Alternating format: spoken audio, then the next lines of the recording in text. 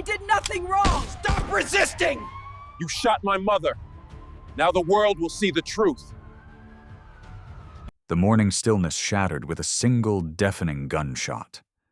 What had been a calm suburban parking lot only seconds ago suddenly transformed into a stage of chaos. Shoppers froze mid-step. Conversations died on their lips.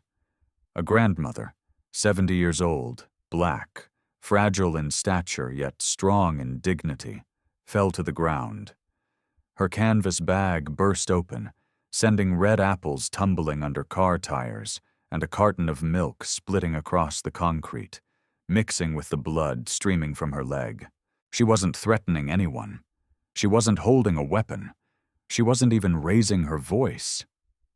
She had simply bought bread, milk, and fruit for her breakfast. But in the eyes of a prejudiced officer, her calm presence inside a luxury car was enough to spark suspicion. That prejudice, sharpened by years of bias, pulled the trigger faster than reason ever could.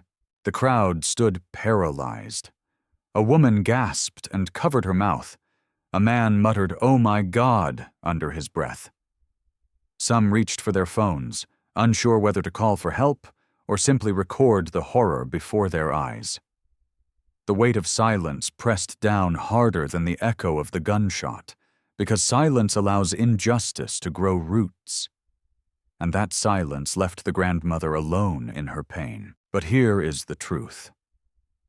This wasn't an accident, and it wasn't the end. This was the first ripple of a storm that would shake an entire city. A storm that would pit blind authority against undeniable evidence. And when her son arrived, not just any son, but one of the wealthiest and most powerful men in the country, justice would no longer be optional. It would be demanded. This story is not just about a bullet fired in haste. It is about the deeper wound of discrimination, about the unseen weight carried by people who are judged before they speak. It is a story that forces us to ask, who gets to be believed, and who is dismissed as suspicious by default? Before we continue, let me check in with you. How does this opening make you feel? Shocked, angry, or completely speechless? Drop your reaction in the comments. It's a simple way to join the conversation while we uncover what really happened. Because what you are about to hear isn't just entertainment. It is a warning. It is a reminder. And it's a mirror held up to all of us. If your own mother was treated like this, would you remain silent? Stay with me. This is where everything begins. The sun had just begun to climb, casting long streaks of gold across the quiet neighborhood. Birds hopped lazily on telephone wires, and the hum of a distant lawnmower blended with the faint chatter of shoppers heading into the convenience store. Everything seemed ordinary, until a glossy black Maybach rolled slowly into the parking lot. The car didn't belong here. In this modest part of town, most vehicles were rusty sedans, aging pickup trucks, or compact hatchbacks. But this machine gleamed like an alien visitor. Polished chrome, tinted windows, the unmistakable growl of a handcrafted engine. Heads turned instantly. Conversations broke off mid-sentence. Even the cashier inside the store pressed closer to the glass to catch a glimpse. Then the door opened. Out stepped not a businessman in a tailored suit, not a celebrity in sunglasses, but a small, fragile woman, 70 years old, skin dark and lined with the story of a lifetime. Her white blouse was neatly pressed, her slacks plain, her shoes worn down at the heels. She carried herself with a quiet grace, every movement deliberate, as if time had taught her to treasure calmness above all else. The contrast was jarring. The opulence of the Maybach and the simplicity of the woman did not fit into the prejudiced expectations of the crowd. A group of teenagers near the store entrance exchanged glances. One whispered too loudly, "No way that's her car." Another smirked. "Come on, old lady black in that ride? Must be stolen." Their laughter was soft, but sharp enough to sting. The woman ignored it all.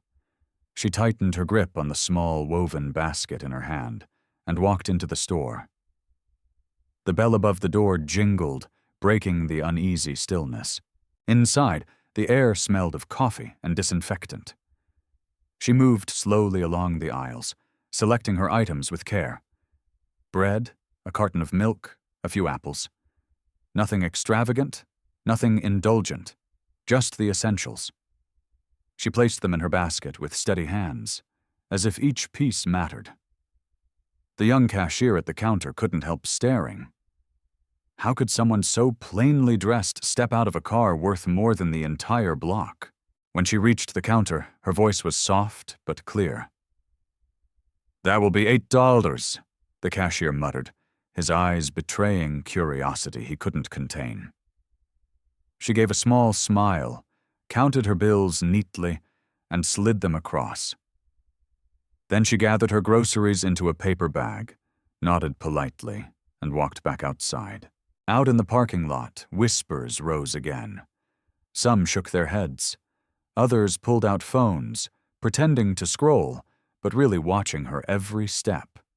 She placed her bag gently in the back seat of the Maybach and was just about to close the door when a sharp voice cut through the air. "Ma'am, hold it right there." A tall police officer strode across the lot. His boots struck the asphalt with heavy finality. His eyes scanned her from head to toe, her age, her skin, her plain clothes, and then slid towards the luxury car. Suspicion hardened his features. To him, the image didn't add up. "That car yours?" His tone wasn't curious. It was accusatory. The woman straightened her shoulders. "Yes. My son gave it to me." The officer's lips twisted slightly, not in belief but in doubt. "I'll need to see paperwork. Cars like this don't usually belong to people like you." The phrase hung in the air like poison. A murmur spread through the onlookers. Some nodded as if it confirmed their own biases. Others frowned, unsettled by the blunt unfairness. "I don't carry the documents with me," she replied, still calm, though her hands trembled around the door handle. "But it's truly mine." The officer stepped closer. His shadow fell across her. "Then you'll come with me until we clear this up." The crowd thickened. Phones tilted upward. Among them, a young man in a denim jacket tapped the record button, his camera steady despite the tremor in his hands. He didn't know why, but something inside him screamed. This needs to be captured. Someone will need proof. The tension was a living thing now, throbbing in the air, tightening every breath. The officer's hand hovered dangerously near his holster. The grandmother's gaze, though weary, was steady. Around them, silence coiled tighter and tighter, ready to snap, and in that moment, as eyes locked and breaths caught, no one realized the next few seconds would ignite a chain reaction that could not be stopped. The officer's boots struck the asphalt as he closed the distance. His voice, sharp and commanding, echoed across the parking lot. "Step away from the vehicle!" The elderly woman blinked at him, her hand still resting on the car door. Her composure was remarkable. Fragile body, steady gaze. "I've told you. This car belongs to me. It was a gift from my son." But the officer didn't hear her words. Or maybe he chose not to. His eyes narrowed, fixed not on her explanation but on the symbols he thought he saw. Black skin, modest clothes, and a luxury car that in his mind could not possibly belong together. "You're resisting. Don't make this harder." His tone grew colder. She tried again, her voice shaking slightly but still calm. "I am not resisting. I'm cooperating. Please, there is no need for this." But her calmness only seemed to irritate him further. The officer grabbed her arm, yanking her away from the Maybach.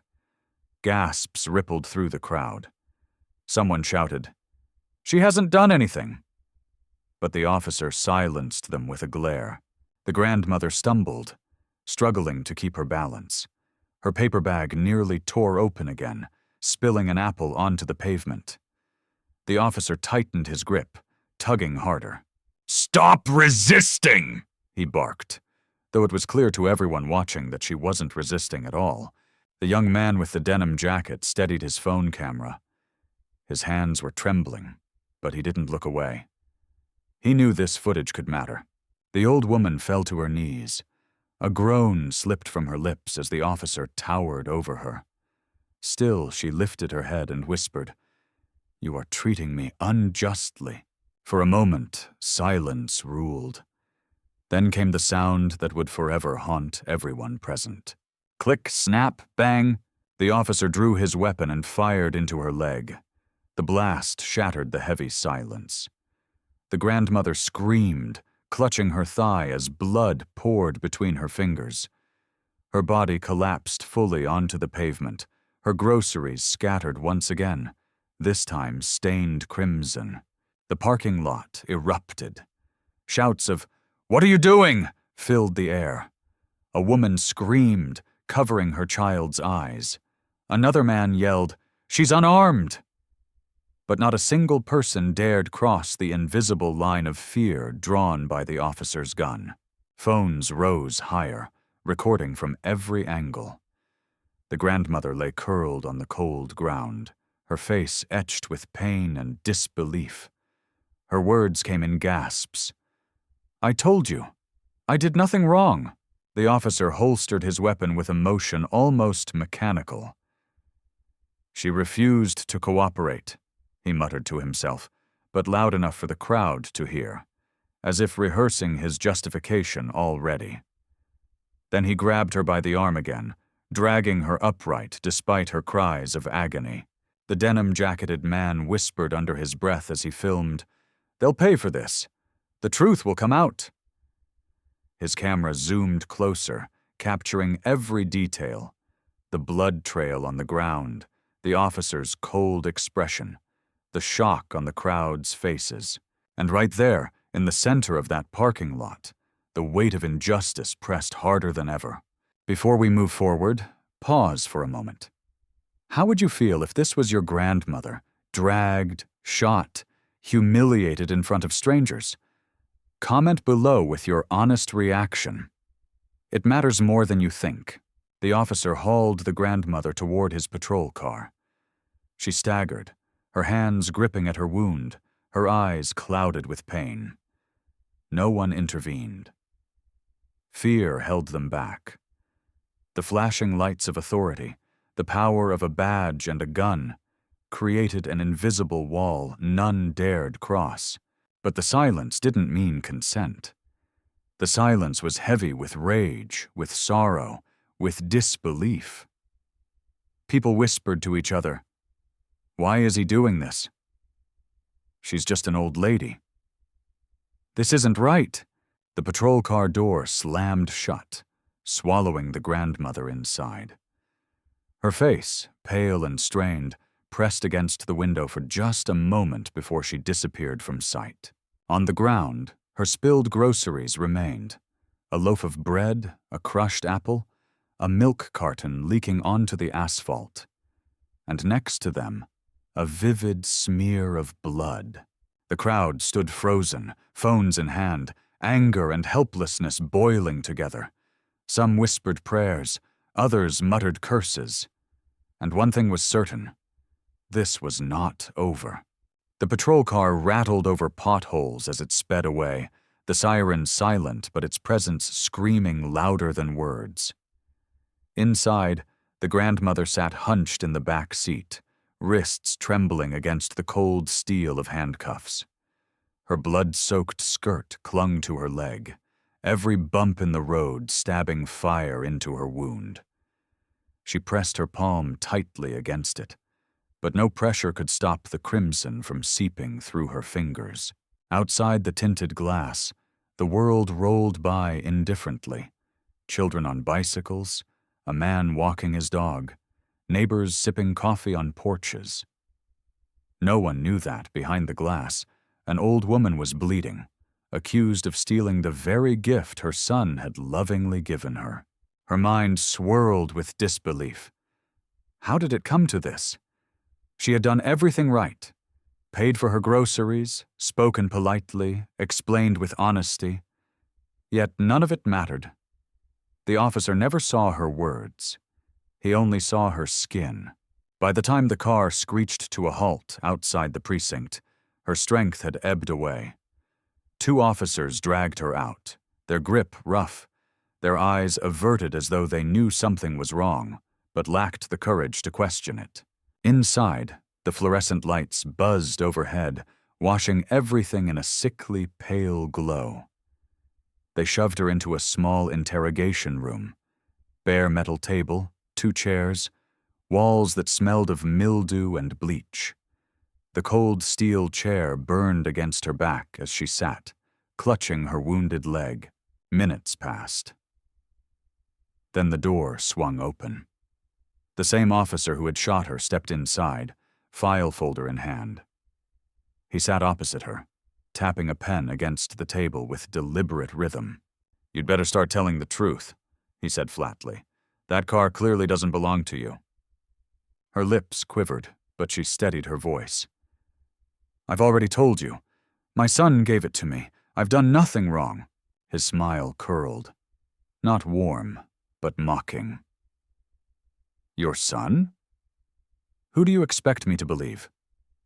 That a woman like you raised a man who could buy a Maybach?" The words sliced deeper than the wound in her leg. She wanted to scream, to rage, but she swallowed it down. Years of life had taught her that shouting only made men like him listen less. He left without another word, slamming the door so hard the light above flickered. Silence returned, heavier this time. She pressed her palms together, whispering a prayer through clenched teeth. She thought of her son, the boy she had raised alone, who had studied by candlelight, who had fought to climb every rung society tried to deny him. And now she sat here, accused, humiliated, bleeding, while his gift to her was twisted into evidence of guilt. The door opened again. Another officer tossed a battered landline phone onto the table. "One call," he said without looking at her. Her fingers shook as she lifted the receiver. The dial tone buzzed in her ear like a lifeline. She pressed the familiar sequence of numbers, each click echoing like thunder in the sterile room. The line rang once, twice, then, "Hello?" A strong male voice answered, filled with confusion. Her voice cracked. "Son, it's me." "Mama, what's wrong? Why are you calling from a police station?" Tears blurred her vision. She struggled to hold the words together. "They think I stole your car. They shot me. They dragged me here. They won't listen to me." On the other end, silence. Then the sharp inhale of someone blindsided by fury. "They what? Mama, are you hurt? Tell me the truth." "It's just a wound," she whispered, though pain throbbed through every nerve. "I'm alive, but I'm scared." "Don't you worry," his voice hardened, every syllable a vow. "I'm coming right now, and they'll regret ever touching you." For the first time since the bullet struck, her heart stirred with fragile hope. The precinct doors swung open with a force that startled even the officers behind the desk. Heads turned. A wave of silence washed over the hall as a tall man strode inside, flanked by 2 suited bodyguards and a sharp-eyed attorney. His presence filled the space instantly, commanding, unyielding, undeniable. He was the old woman's son. Not just a son, but a billionaire whose name appeared in financial headlines, whose businesses shaped skylines, whose influence stretched far beyond the walls of this small-town police station. And at that moment, he wasn't here as a magnate. He was here as a son, his eyes dark and stormy, scanned the room. "Where is my mother?" His voice carried the weight of both wealth and fury. The desk officer stammered, glancing toward the captain's office. Sir, if you'll wait, I can—" "No," the man cut in. "You don't keep me waiting. You've already kept my mother waiting in pain." The captain appeared, tugging nervously at his collar. He had heard the name, knew the reputation, and the sight of the man standing there with his legal team made his stomach tighten. "This way," the captain muttered, gesturing to a conference room. Inside, the tension could be sliced with a blade. The billionaire sat opposite the captain, his lawyer beside him, bodyguards standing like statues by the door.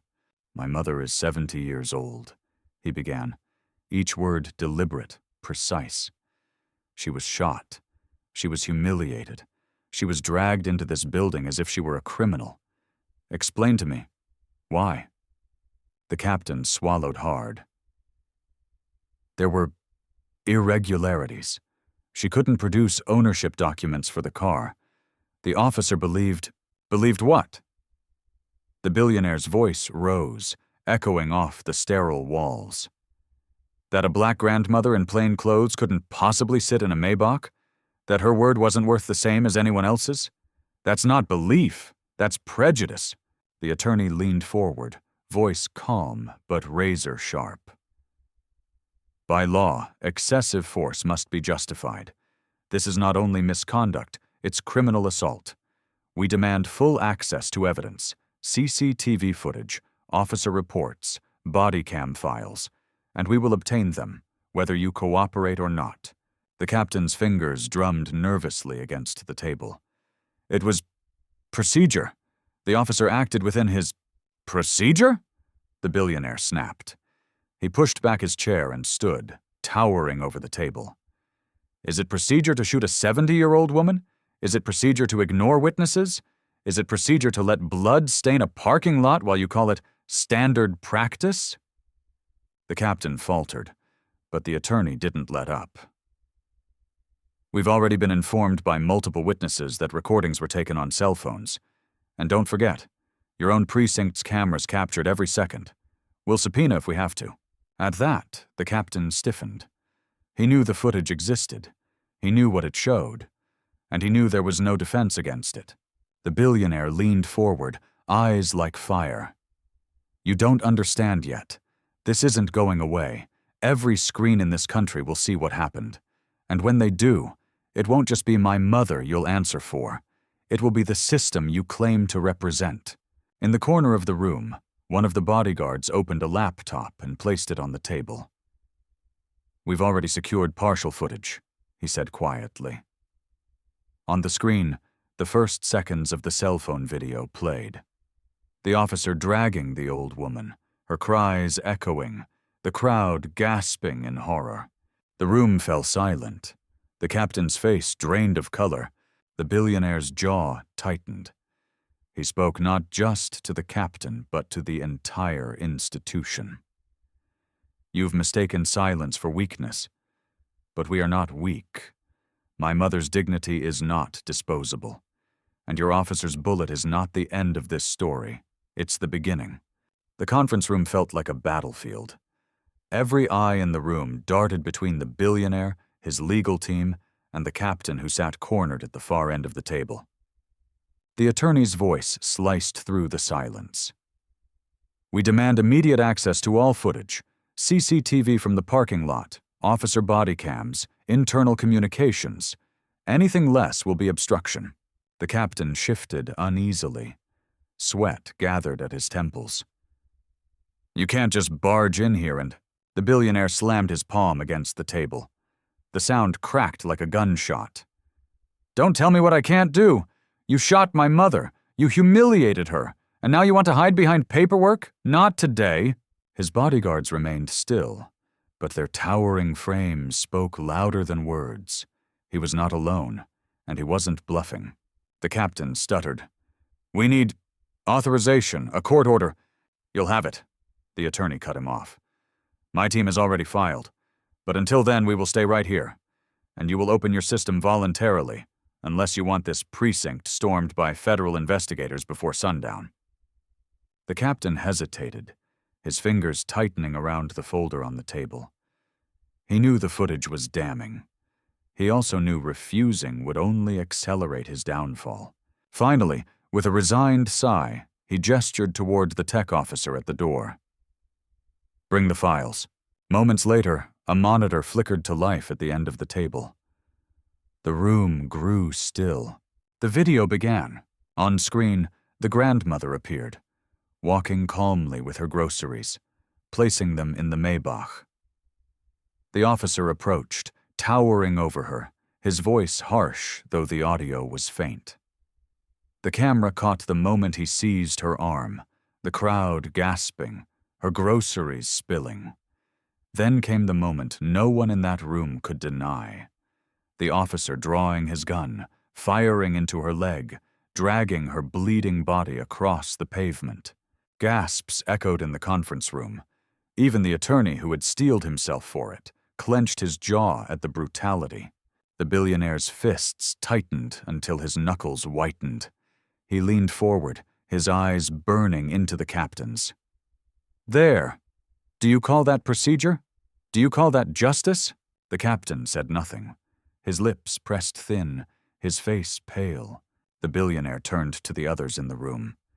"Look at her. 70 years old. No weapon. No threat. Yet you see an enemy. Why? Because of the color of her skin? Because she dared to sit in a car you thought didn't belong to her? My mother was not a suspect. She was a target of your prejudice." His voice dropped, quieter but deadlier. "And the world will know." The attorney nodded. "We will be filing charges for excessive force, unlawful arrest, and racial discrimination. Not just against the officer who pulled the trigger, but against this precinct for enabling him." The captain's mouth opened as if to protest, but no words came. The footage had stolen every defense. The billionaire leaned closer, his tone cold. "Understand me. I will dismantle every excuse you try to build. You fired a bullet into my mother, but I will fire a storm into your entire system, and it will not stop until justice is done." The silence in the room was suffocating. The only sound was the faint hum of the monitor still looping the horrific scene. You've seen the truth on that screen. Clear, undeniable. If this was your own mother, would you forgive or would you fight back? Comment below. Your voice matters. The captain finally slumped back in his chair. His eyes darted towards the floor. "The officer. He'll be suspended. An investigation will begin immediately." "Suspension?" The billionaire's voice was sharp with disbelief. "My mother lies wounded, and you think suspension is enough?" "No. He will face charges, and every officer who stood silent will answer for their silence." The attorney gathered the printed reports. "We'll secure additional witness testimonies, and we already have one." He turned toward the billionaire's bodyguard, who held up a USB drive. "From a bystander who recorded everything on his phone. We've cross-checked it with CCTV. It matches perfectly." The billionaire straightened. "Then it's over for you. This story doesn't belong to you anymore. It belongs to the public." He pulled out his phone, his thumb hovering over the screen. "In one tap, millions will see what you tried to bury." The captain buried his face in his hands. He knew the tide had turned. The battle had shifted. No longer was the grandmother a voiceless victim. Her son had turned the tables. The fight was no longer in the shadows of an interrogation room. It was moving into the light of the entire world. The footage ended, but the silence inside the conference room screamed louder than any words. The captain sat slumped, his hands clasped tightly together. His gaze refused to meet the billionaire's eyes. Then the door creaked open. The officer, the very one who had pulled the trigger, was escorted in. His uniform looked less like authority now, and more like a costume he no longer deserved to wear. His jaw was tight, but his eyes betrayed something darker. Fear. The billionaire rose slowly from his chair, every movement deliberate, heavy with rage contained only by discipline. His voice cut like glass. "Look at her," he said, pointing at the frozen image on the monitor. His mother sprawled on the pavement. "Explain this. Explain to me why you aimed a gun at a 70-year-old woman and fired." The officer's lips parted. She resisted. I followed protocol. Protocol?" the billionaire thundered.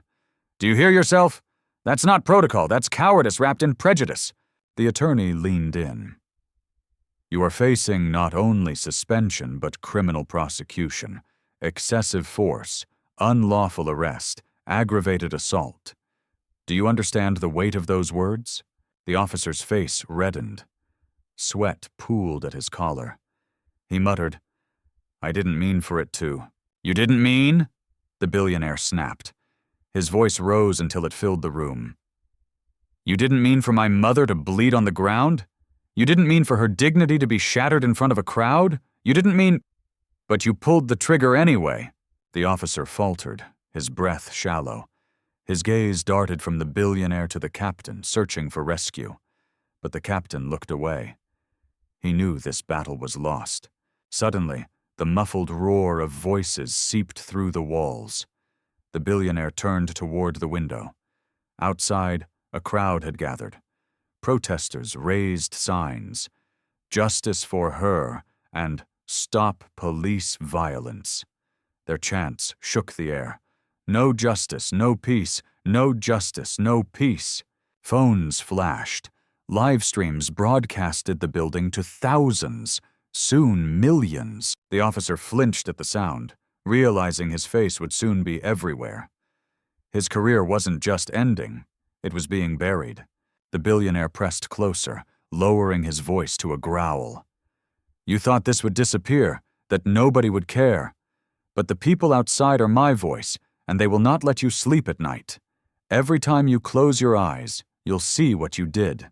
The officer swallowed hard. His defiance cracked. His shoulders sagged, his hands trembling at his sides. The attorney delivered the final blow. "Your badge won't shield you. Your gun won't save you. The law you twisted will now turn against you, and we will make sure it does." The officer dropped his gaze to the floor. The weight of guilt and the certainty of what awaited him crushed any illusion of control he once had. The billionaire straightened, his voice now calm but sharp as a blade. "This isn't over. The real reckoning is just beginning." The roar outside the precinct grew into a storm. Chants of "No justice, no peace" shook the walls as if the very building was trembling under the weight of the public anger. News vans crowded the street, their satellite dishes aimed skyward. Reporters spoke urgently into cameras. Their voices carried live to households across the nation. And then the video hit the internet. Within minutes, millions were watching. The old woman being yanked by the arm, her cries drowned by the officer's shouts, the crowd gasping, and finally, the shot that sent her crumpling to the ground. Blood spreading, groceries rolling, the officer standing cold and unmoved. It spread like wildfire. Twitter hashtags surged, Facebook feeds filled, TikTok stitched reactions poured in. Justice for her trended globally.